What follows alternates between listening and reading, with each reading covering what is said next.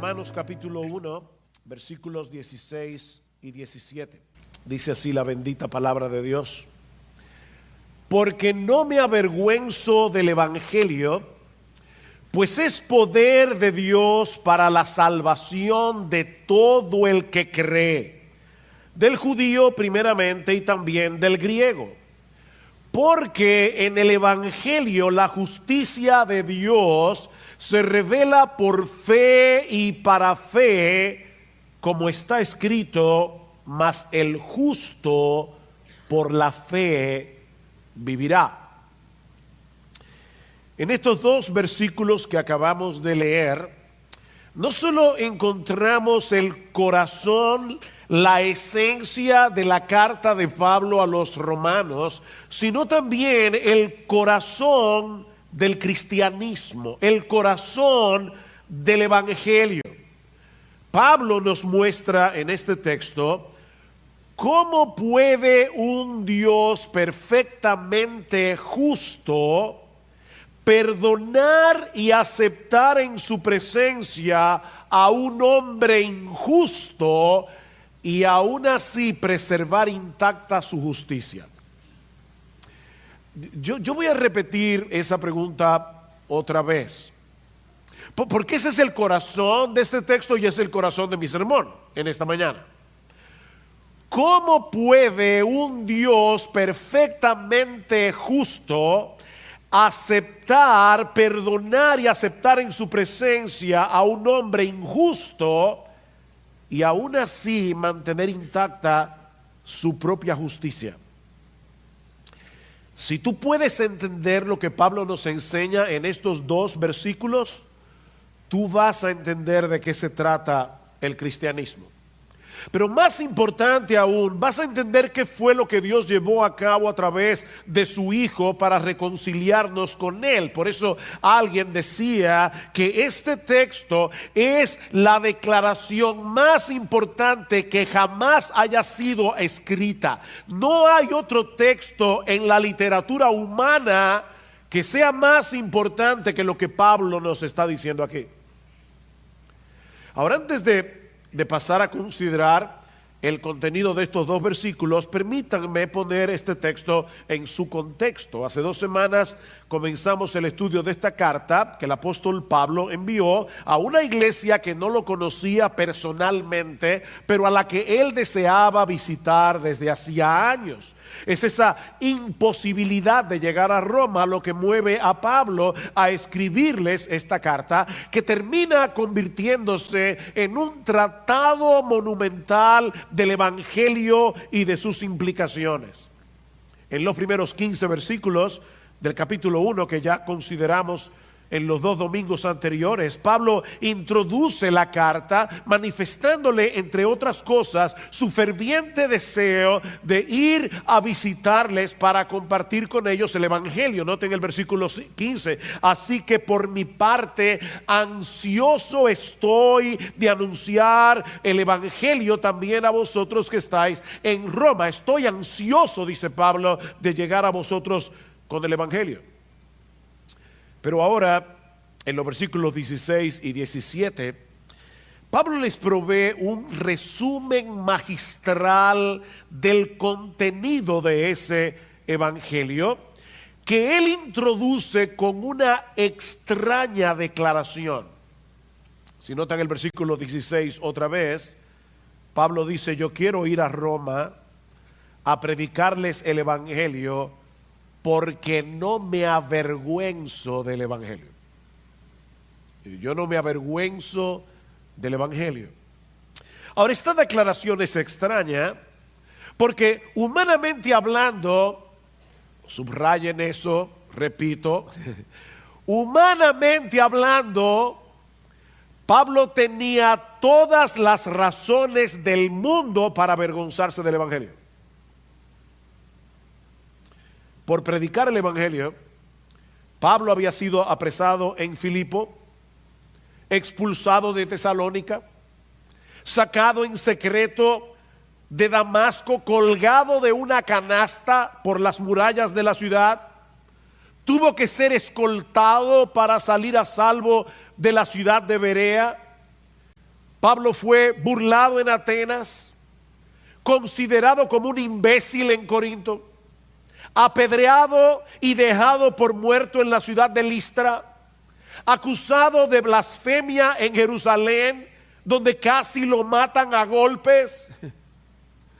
Mis hermanos, cualquier ser humano normal se habría sentido tentado a cambiar de trabajo antes que seguir poniendo en peligro su integridad física y su integridad emocional.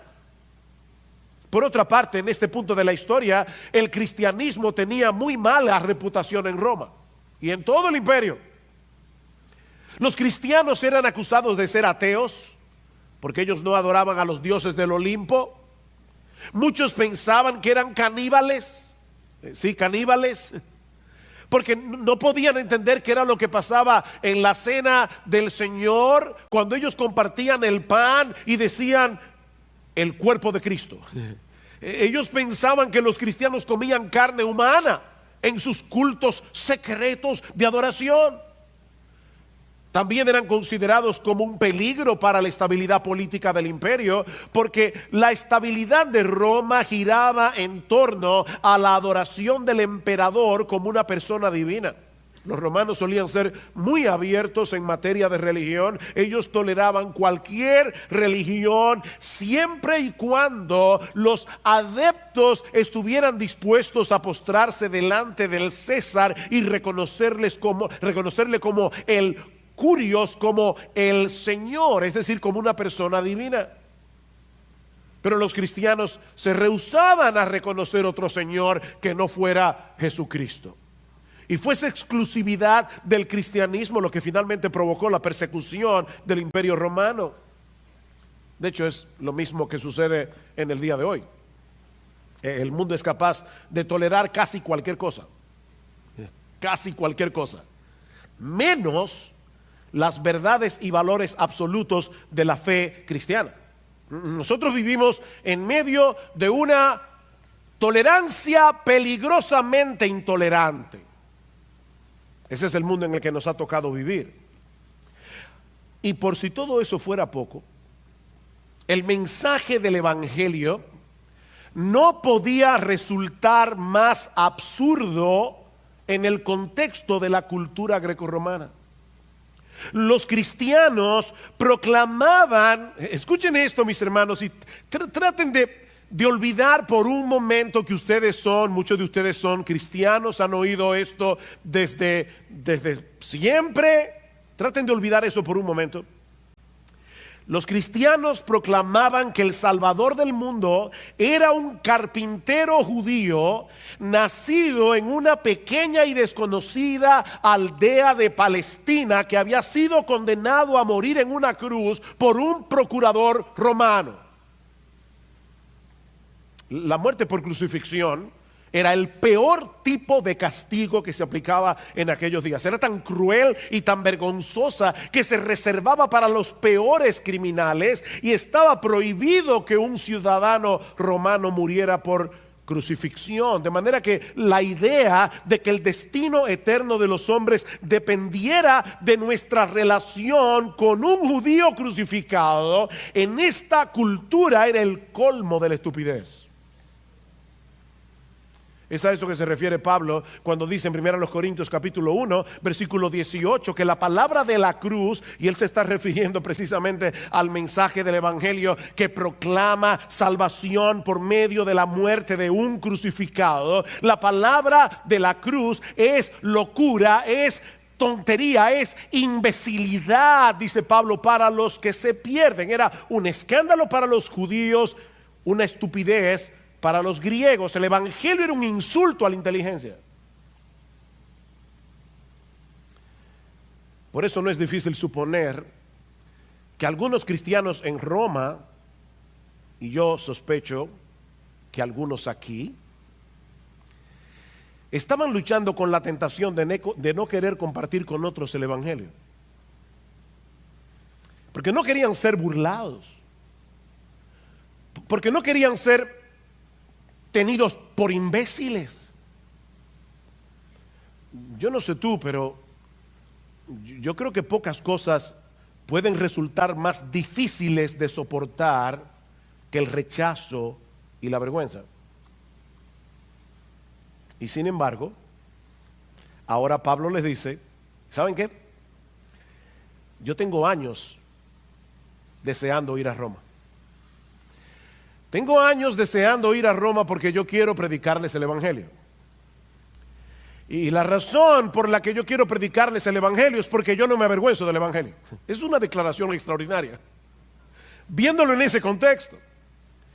Yo no me avergüenzo del Evangelio, ni quiero que ustedes se avergüencen tampoco.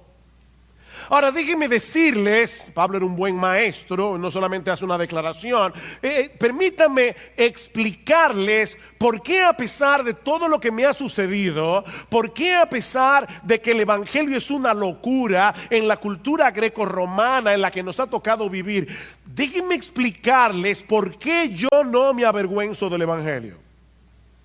Y Pablo da 4 razones aquí. La primera es porque el Evangelio es el poder salvador de Dios. Versículo 16. Porque no me avergüenzo del Evangelio, pues es poder de Dios para la salvación de todo el que cree. Pablo sabía que ese mensaje que resultaba tan absurdo para la mente humana era en realidad el poder omnipotente de Dios para salvar a los pecadores. Porque Pablo va a decir en 1 Corintios capítulo 1 versículo 24 que lo débil de Dios es más fuerte que los hombres. Lo que los hombres tienen por débil en Dios es más fuerte que los hombres. La palabra griega que se traduce aquí como poder es una palabra que ustedes conocen, es la palabra dunamis, de donde viene nuestra palabra dinamita. La palabra, dice Pablo, es el poder explosivo de Dios, pero no para destruir, sino para construir, para salvar. Es un poder que transforma, es un poder que reconstruye una vida humana que está despedazada internamente en el asiento mismo de su personalidad, una mente, un corazón, una vida que está destrozada por causa del pecado. El Evangelio es poder de Dios para hacer eso. Yo no me avergüenzo del Evangelio, dice Pablo, porque no existe en el mundo ningún otro mensaje como el Evangelio. No existe ninguna terapia psicológica que pueda hacer lo que solo el Evangelio es capaz de hacer en la vida de otro ser humano. Y Pablo sabía eso por experiencia propia, porque ese poder omnipotente obró en su propia vida para convertirlo en un apóstol, habiendo sido él un perseguidor de la iglesia. Hubo una época en que Pablo aborrecía con todas las fuerzas de su corazón el nombre de Jesús. Hubo una época en que este hombre había tomado como la misión de su vida. Pablo existía, llegó un momento que la misión de su vida era dedicar todas sus energías a la destrucción del cristianismo. Pablo era un blasfemo. Pablo era un agresor. Pero el poder explosivo del Evangelio lo transformó. El poder explosivo del Evangelio cambió por completo su perspectiva de la realidad, a tal punto que ese Jesús que antes aborrecía se convirtió en la pasión de su vida. Pablo no se avergonzaba del Evangelio porque sabía por experiencia el poder de ese Evangelio para transformar realmente la vida de un hombre. Ahora, yo quisiera en esta mañana que Dios me dé la capacidad de poder ir a través de cada palabra de este texto. Cada palabra. Y yo quiero que ustedes noten aquí, en el versículo 16, que Pablo no dice simplemente que el Evangelio revela el poder de Dios, o que el tema del Evangelio es el poder de Dios. No, lo que Pablo dice en el texto es que el Evangelio es. ¿Se dieron cuenta? Yo no me avergüenzo del Evangelio porque ese Evangelio es poder de Dios para salvación. Es a través de la predicación del Evangelio que Dios obra en el corazón de los hombres para traerlos a salvación y transformarlos por completo de adentro hacia afuera. El Evangelio es el bisturí a través del cual Dios abre los ojos de hombres que están ciegos y que no pueden ver lamentablemente la gloria, la hermosura, la majestad, la sabiduría, el poder, la gloria de nuestro bendito Señor y Salvador Jesucristo. Así que Dios usa el Evangelio como el bisturí a través del cual Él hace esa operación. Yo recuerdo cuando mi mejor amigo se convirtió al Señor. Para mí fue un shock porque éramos amigos a través de toda la adolescencia. Era realmente una persona muy cercana a mí, yo lo conocía muy bien, y una de las cosas que yo admiraba de ese amigo era su inteligencia.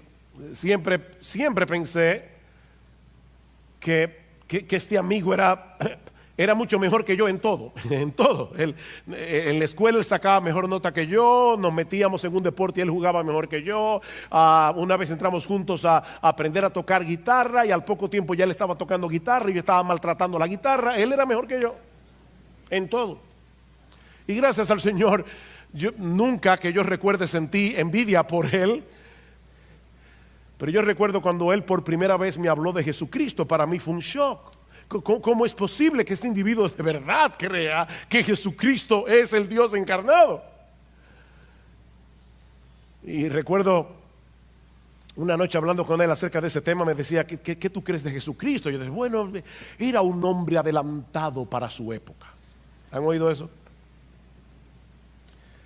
Unos días más tarde, yo comencé a leer la Biblia. E inmediatamente, mis ojos fueron abiertos para entender que este libro es la palabra infalible, inerrante, inspirada de Dios, y que Jesucristo es nada más y nada menos que el Dios encarnado que vino al mundo a morir por mis pecados. Inmediatamente fue simplemente comenzar a leer este libro y ser convencido de la veracidad del Evangelio. Mis hermanos, ese es el poder de Dios.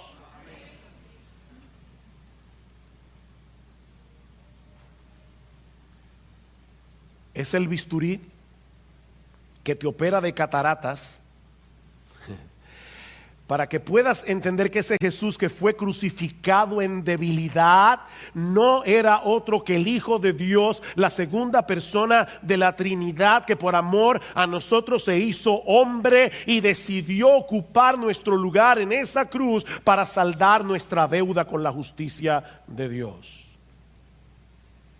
Hace un momento citábamos 1 Corintios 1:18, permítanme citarles el texto un poco más ampliamente. Dice, porque la palabra de la cruz es locura a los que se pierden, pero a los que se salvan, esto es, a nosotros es poder de Dios.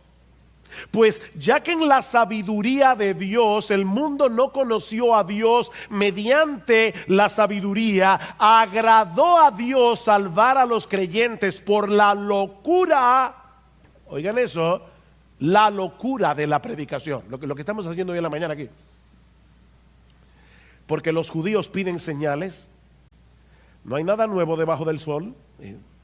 Yo quiero ver algo espectacular, yo quiero ver milagros. Los judíos piden señales, los griegos buscan sabiduría. Dime algo más complejo filosóficamente hablando. Dime algo que rete mi cosmovisión filosófica para que yo pueda ver la profundidad intelectual del Evangelio. Y Pablo dice, sí, los judíos piden señales, los griegos buscan sabiduría, pero nosotros predicamos a Cristo crucificado. Para los judíos ciertamente tropezadero, para los gentiles locura, mas para los llamados, así judíos como griegos, Cristo, poder de Dios y sabiduría de Dios. En otras palabras, lo que Pablo está diciendo es, Eso que el mundo considera una locura y una necedad y una estupidez, es el instrumento omnipotente que usa Dios para salvar a los perdidos.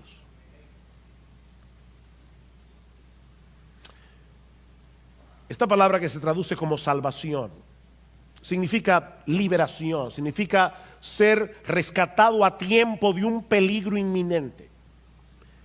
Ser salvado, libertado, rescatado de la ruina, de la destrucción.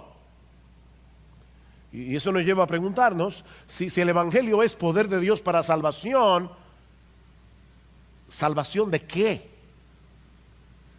¿Recuerdan esa famosa frase? Si Cristo es la respuesta, ¿cuál es la pregunta? Necesitamos salvarnos. ¿Salvarnos de qué? Mis hermanos, esta pregunta es extremadamente importante porque muchos buscan el Evangelio por razones equivocadas. Y lamentablemente muchos predican el Evangelio dando razones equivocadas. Ven a Cristo y toda tu vida será dichosa y tú serás multimillonario y todos tus problemas se van a solucionar, tu familia será hermosa, tu esposo te va a querer. Escucha lo que sigue diciendo Pablo en nuestro texto. Porque no me avergüenzo del Evangelio, pues es poder de Dios para salvación de todo el que cree, del judío primeramente y también del griego. Porque en el Evangelio la justicia, la justicia de Dios se revela por fe y para fe, como está escrito, mas el justo por la fe vivirá, porque... Aquí está la necesidad del Evangelio. Porque la ira de Dios se revela desde el cielo contra toda impiedad e injusticia de los hombres que con injusticia restringen la verdad. El hombre se pasa la vida tratando de evadir la verdad. El hombre se pasa la vida evitando llegar a la conclusión evidente de que existe un Dios a través de todo lo creado. Es lo que Pablo está diciendo aquí. Ahora, yo sé que hablar en el siglo XXI de la ira de Dios no es políticamente correcto. A muchos le parece extraño que nosotros hablemos de la ira de Dios, porque no pueden aceptar el hecho de que un Dios de amor al mismo tiempo experimente ira.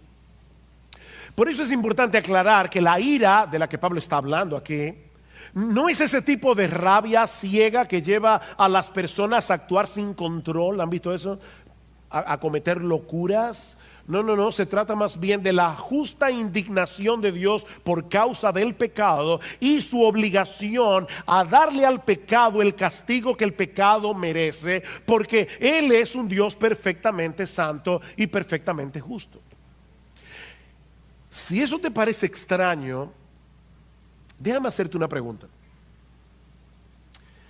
¿Acaso no percibes en lo más profundo de tu corazón? Y por favor, sé honesto. ¿Acaso no percibes en lo más profundo de tu corazón la necesidad de que las injusticias de este mundo sean juzgadas y castigadas debidamente? Incluso cuando no se cometen contra ti de manera directa. Piensa en la aparente impunidad de los casos que se están dirimiendo actualmente en la justicia dominicana. Y por ser cuidadoso no voy a mencionar la palabra Odebrecht. Pero piensa por un momento en la injusticia que se comete, en la impunidad que vemos a diario en la justicia dominicana. Y por favor, sé honesto, dime si eso no te indigna.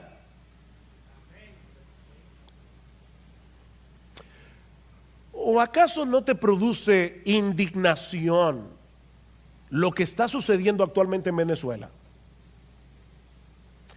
Mira, si de verdad tú amas la raza humana, ya ni siquiera los venezolanos, si de verdad tú amas la raza humana, deberías indignarte.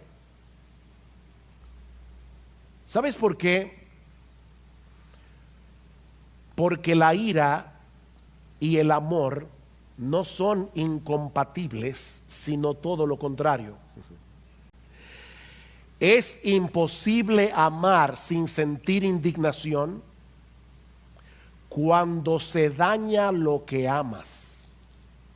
¿Oíste eso? Es imposible amar y no sentir indignación. Si tú no sientes indignación, tú eres un apático, eres un indiferente, no una persona que ama.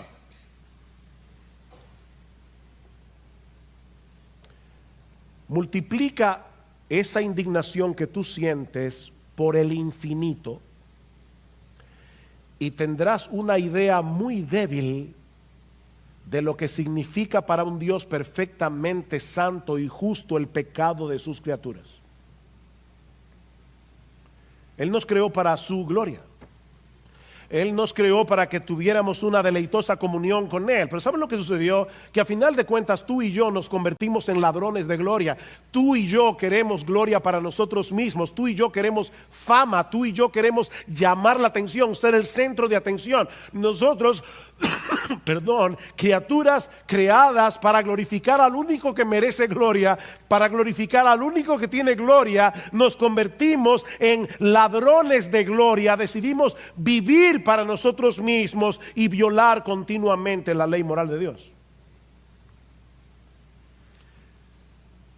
¿Sabes cuál es tu problema y el mío?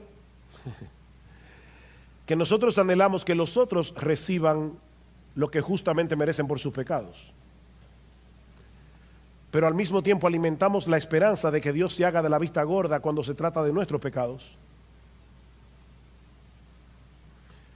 Pero si Dios se desentendiera de todos los pecados que una humanidad caída ha cometido y comete y seguirá cometiendo contra Él todos los días, incluyendo tu pecado y el mío, Dios sería el juez más corrupto del universo.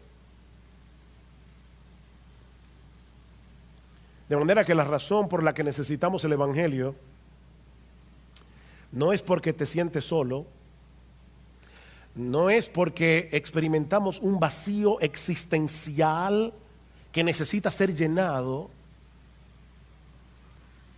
no es porque tenemos un serio problema con la justicia de Dios por causa de nuestros pecados. Tú tienes un serio problema con la justicia de Dios por causa de tus pecados. Escucha lo que dice Pablo en Romanos capítulo 3, versículo 10. Esa es una radiografía de la raza humana. Pablo dice, como está escrito, no hay justo ni aún uno, no hay quien entienda, no hay quien busque a Dios. Todos se han desviado, a una se hicieron inútiles, no hay quien haga lo bueno, no hay ni siquiera uno. No hay uno. Constantemente violamos la ley moral de Dios, incluyendo los dos mandamientos más importantes.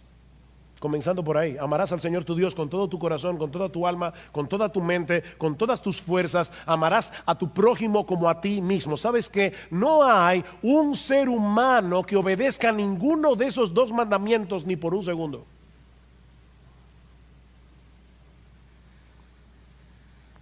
Y eso nos coloca en una terrible situación ante la realidad de que algún día tendremos que comparecer delante de un Dios perfectamente justo que todo lo ve y que todo lo conoce. Si esta vida no terminara en un juicio, esta vida sería una broma muy pesada.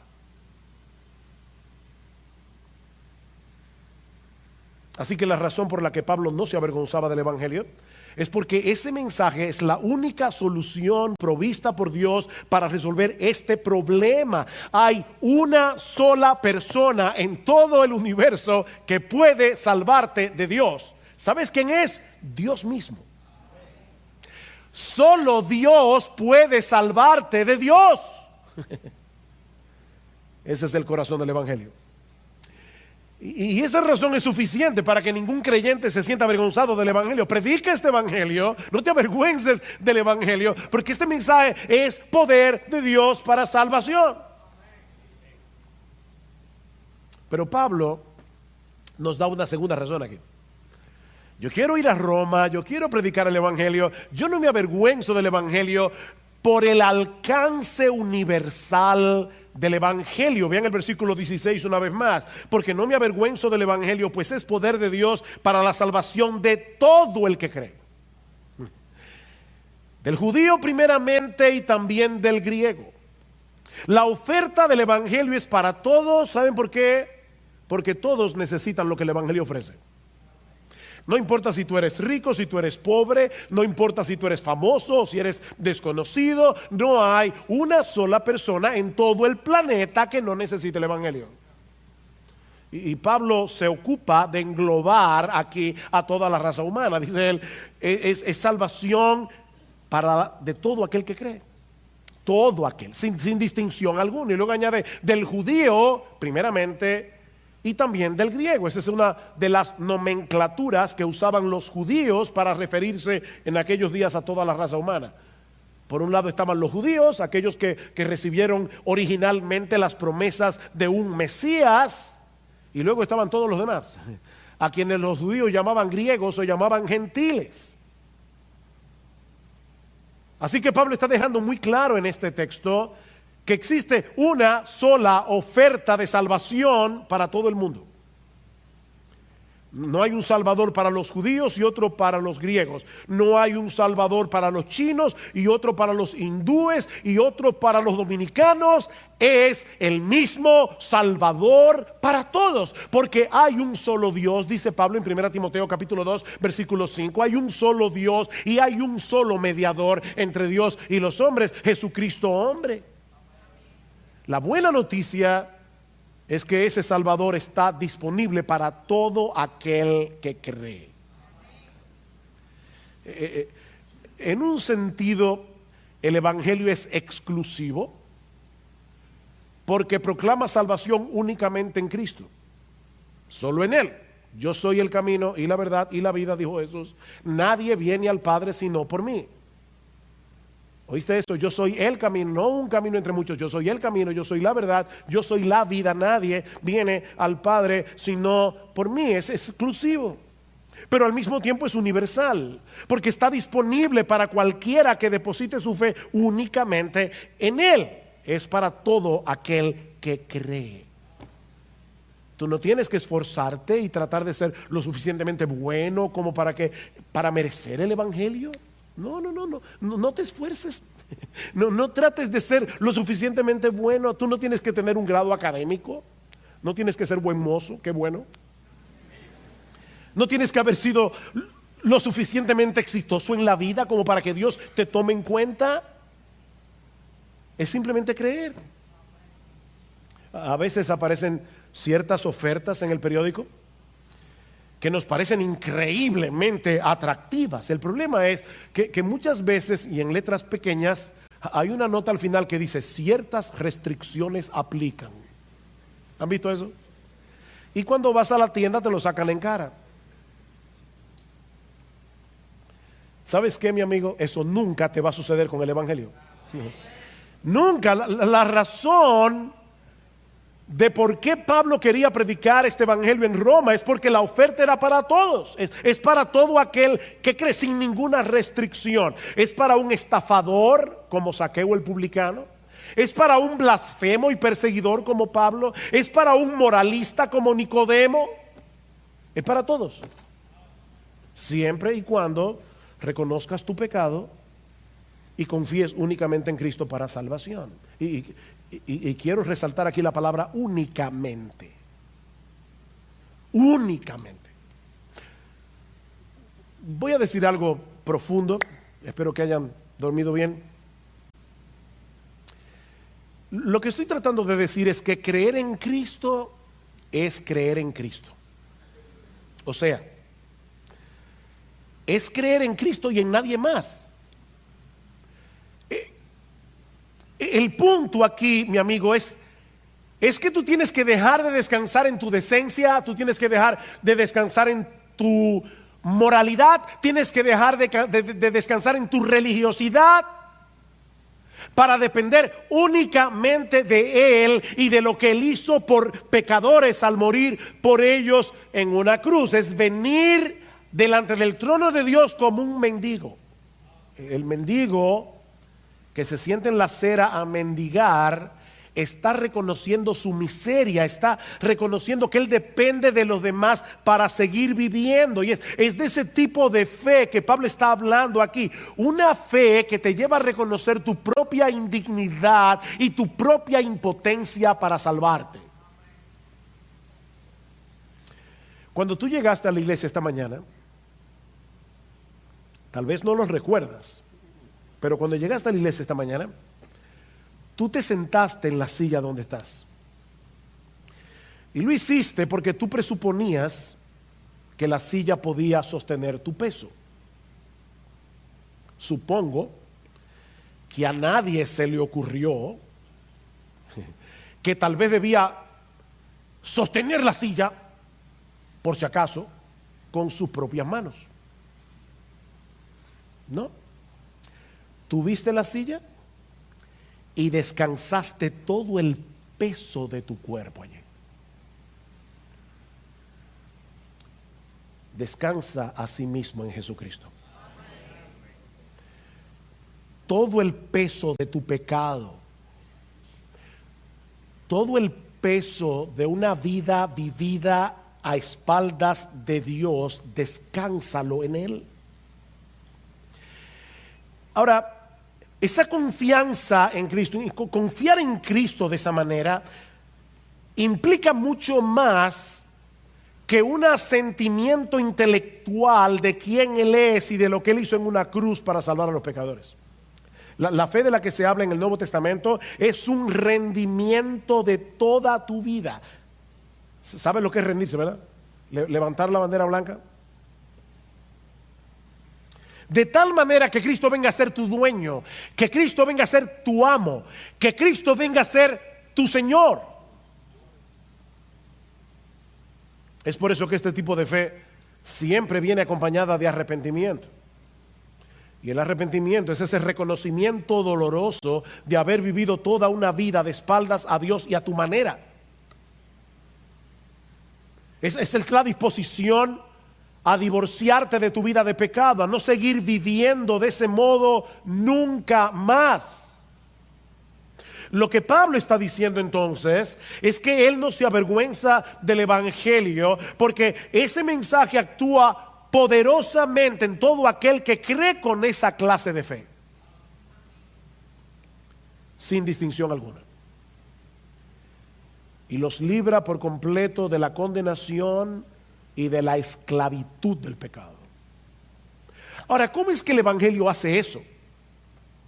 Bueno, eso nos lleva a la tercera razón que Pablo nos da en el versículo 17. Él no se avergüenza del evangelio por la perfecta provisión que Dios nos da en el evangelio. Versículo 17. Otro porque aquí. Porque en el evangelio la justicia de Dios se revela por fe y para fe, como está escrito, mas el justo por la fe vivirá.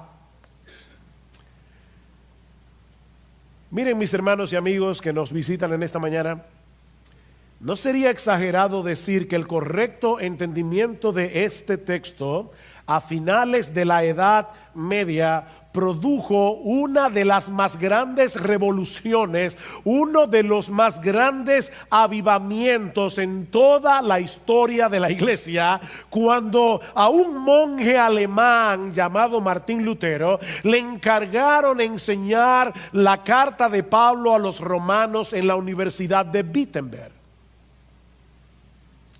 Lutero había sido estudiante de abogacía, era de derecho, antes de hacerse monje.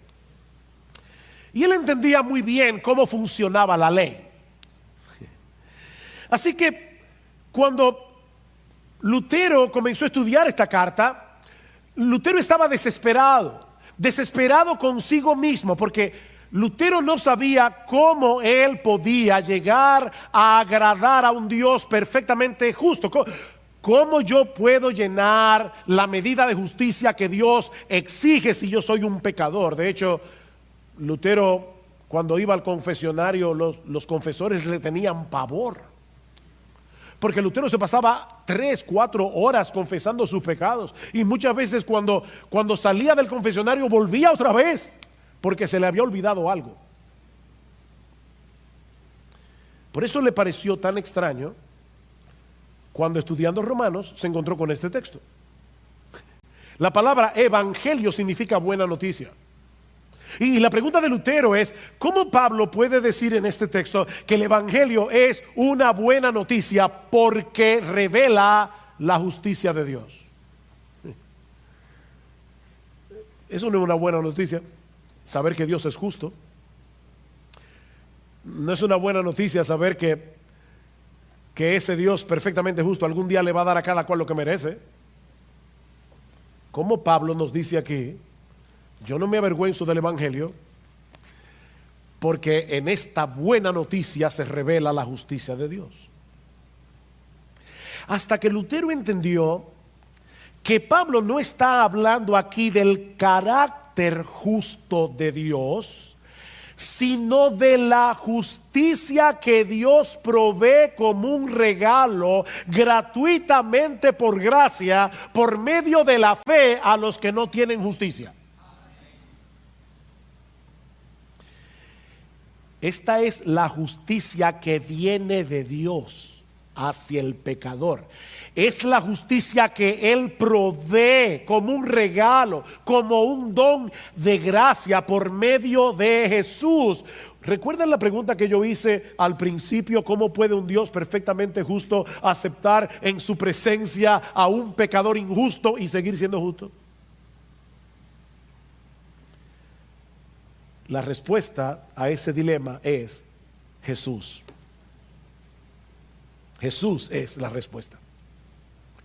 La segunda persona de la Trinidad se hizo hombre para cumplir a la perfección todas las demandas de la ley moral de Dios, y luego fue a una cruz para pagar con su muerte lo que la ley demanda de sus transgresores. La paga del pecado es la muerte.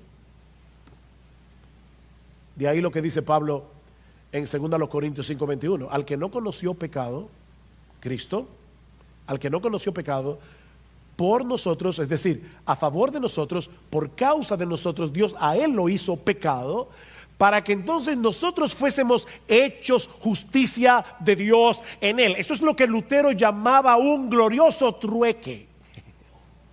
Un glorioso intercambio. Nosotros le damos a Jesús nuestros pecados, Él paga completamente por ellos en la cruz, y al mismo tiempo Él nos concede su justicia por medio de la fe. Por eso Pablo dice más adelante en Romanos capítulo 3 versículo 27: ¿dónde pues está la jactancia? ¿Hay alguien que se pueda jactar de ser creyente aquí? ¿Hay alguien que pueda llegar al cielo diciendo: bueno, aquí estoy, Señor, esta salvación fue sudada? No, tú no la sudaste, otro la sudó por ti. ¿Dónde está la jactancia? Dice Pablo, queda excluida. No hay jactancia en ser cristianos. ¿Por cuál ley? ¿La de las obras? No, por la ley de la fe, porque concluimos que el hombre es justificado por la fe aparte de las obras de la ley, sin las obras de la ley, sin cumplir las obras de la ley. Somos justificados, somos declarados justos en el tribunal de Dios únicamente por medio de la fe. Capítulo 5 versículo 1 de Romanos: por tanto, habiendo sido justificados por la fe, tenemos paz para con Dios por medio de nuestro Señor Jesucristo. Estamos en paz, no tenemos cuentas pendientes con la justicia de Dios. ¿Qué es entonces lo que se revela en el evangelio? Que nosotros como pecadores jamás podremos llegar a satisfacer la justicia perfecta de Dios, porque Él solo puede ser plenamente satisfecho con una justicia que sea idéntica a la de Él. Dice el profeta en Isaías 64:6 que nuestras obras de justicia son como un trapo de inmundicia delante de Él. De manera que la única justicia que Dios acepta en su presencia es la justicia perfecta de su Hijo, la cual es puesta en nuestra cuenta por medio de la fe. Ese es el corazón del Evangelio. Que somos declarados justos en la presencia de Dios, aceptando por la fe que Él nos concede como un regalo por medio de la fe en Jesucristo. Es una justicia que nos es ajena, es una justicia que jamás podremos alcanzar por nosotros mismos. Pablo dice en Efesios 2:8, texto muy conocido: porque por gracia sois salvos por medio de la fe, y esto no de vosotros, pues es un regalo de Dios, no por obras, para que nadie se gloríe. Mi amigo, déjame decirte algo: tus buenas obras son como dinero de monopolio en el cielo. No tiene valor, es dinero de monopolio. Mi amigo, esa moneda de tus buenas obras no circula en el cielo. Dios tiene que darte la justicia que tú necesitas. De lo contrario, jamás podrás estar en su presencia, y esa justicia solo se encuentra en su Hijo. Míralo de esta manera: tu libreta bancaria en el banco de Dios está en rojo. Estás en bancarrota. Tú tienes una deuda que no vas a poder pagar ni en 1000 eternidades. Pero Dios decidió pagarla. Dios decidió pagarla.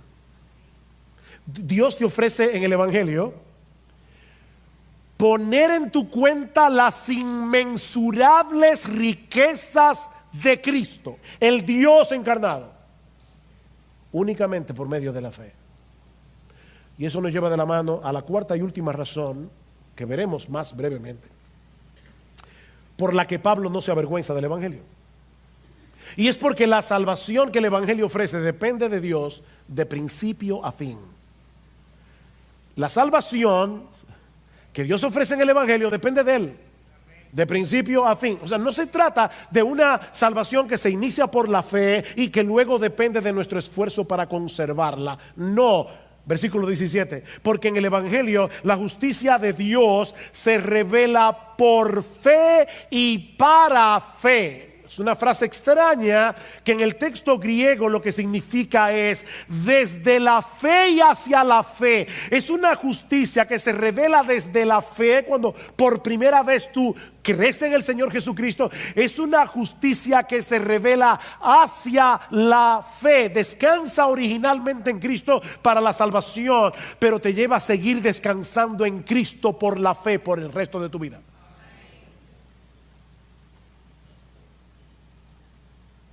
Continuamente vas a tener que estar aplicándote la justicia de Cristo por la fe. Continuamente vas a tener que seguir descansando en el favor que Dios otorga a sus hijos por gracia, únicamente por causa de Jesús. De ahí la cita de Pablo al final del versículo 17, como está escrito. ¿Dónde está escrito? En Habacuc, capítulo 2, versículo 4, como está escrito: mas el justo por la fe vivirá. Así que este mensaje no es nuevo, es el mismo del Antiguo Testamento. Es el mismo mensaje en los dos testamentos. Dios no tenía un plan A y un plan B, solo un plan A. Mas el justo por la fe vivirá. Dios le está recordando aquí al profeta Habacuc que en medio de las circunstancias difíciles de la vida debemos confiar en Él, aunque no seamos capaces de entender lo que Él está haciendo. Así que la vida cristiana comienza con un acto de fe cuando descansamos únicamente en Cristo para salvación. Continúa descansando en Él por la fe en medio de los retos y de las dificultades que seguramente vamos a enfrentar en nuestra vida cristiana, incluyendo el hecho de tener que lidiar con nuestras propias debilidades y pecados. Es de fe hacia la fe. De manera que lo que al mundo le parece una locura, que la salvación dependa de un Salvador crucificado es la única esperanza que este mundo tiene. No hay salvación para nadie fuera del Dios encarnado, que voluntariamente decidió asumir nuestra culpa en la cruz del Calvario, y Dios usa ese mensaje con poder para cambiar corazones de piedra en corazones de carne. La fe viene por el oír y el oír por la palabra de Dios. Dios usa este mensaje para que los pecadores vengan a Él y se reconcilien con Él por medio de la fe. Es por eso que los creyentes no debemos avergonzarnos del Evangelio. Oh, mi hermano, no te avergüences del Evangelio. Sí, no es políticamente correcto predicar el Evangelio en este mundo pluralista y relativista en el que nos ha tocado vivir, un mundo de mente abierta. No te avergüences del Evangelio, porque no hay otro mensaje en el mundo que sea capaz de hacer lo que el Evangelio puede hacer. No te avergüences del Evangelio, mi hermano, porque no hay un ser humano en todo el planeta que no esté necesitado de esa salvación que el Evangelio ofrece únicamente por gracia, únicamente por Cristo, únicamente por medio de la fe. Predica el Evangelio, mi hermano, porque este Evangelio sigue siendo poder de Dios para salvación, y Jesucristo sigue siendo un poderoso Salvador para llamar a los hombres a la fe por medio del Evangelio. Por experiencia propia sabemos que muchos de los que hoy se burlan, mañana puede ser que estén alabando su bendito nombre, porque fueron transformados por el poder del Evangelio que hoy consideran una locura. Y si tú estás aquí sin Cristo en esta mañana, mi amigo, yo te ruego, no te vayas de este lugar despreciando el extraordinario regalo de salvación que Dios nos ha dado en Cristo. Mira, mi amigo, si hubiera otra forma de salvación, Dios no habría enviado a su propio Hijo a morir en una cruz, una muerte tan cruel y tan vergonzosa. No hay otra manera. Solo Dios puede salvarte de Dios. Solo Dios puede satisfacer perfectamente su propia justicia, y esa justicia está en su Hijo y en nadie más. Fuera de Él, solo te resta la expectativa de llegar al día del juicio vestido con los harapos de lo que tú crees que es tu propia justicia. Y créeme, serás condenado, porque el veredicto ya fue emitido en la corte celestial. Oh, ¿cómo escaparemos? Dice el autor de los Hebreos. ¿Cómo escaparemos si descuidamos una salvación tan grande? Una salvación tan grande. Ven a Cristo, mi amigo, y ven ahora, porque las puertas de la salvación siguen abiertas de par en par para todo aquel que cree.